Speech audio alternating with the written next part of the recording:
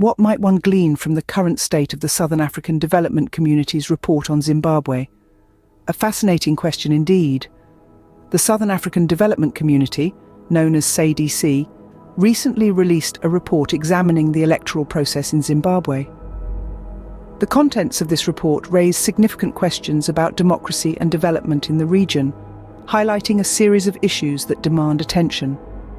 In the heart of the report, the SADC scrutinizes the recent elections in Zimbabwe. It spotlights allegations of voter intimidation and fraud, painting a picture of a democratic process that seems to be under threat. The report doesn't shy away from the harsh realities. Instead, it brings them to the forefront, enabling a closer look at the situation at hand. The report also draws attention to the disputed nature of these elections.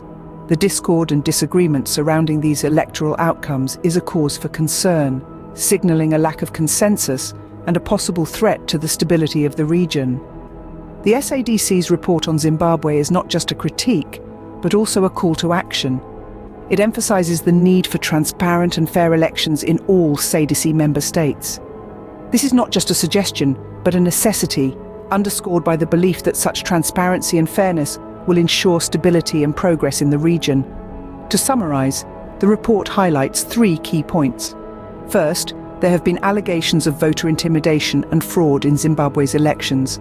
Second, these elections have been disputed, leading to discord and disagreement.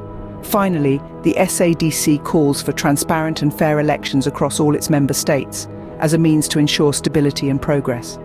The SADC's report on Zimbabwe is a sober reminder of the challenges facing the region. It's a call to uphold democratic standards, to ensure a fair electoral process, and to strive for stability and progress. The question remains, will this call be heeded?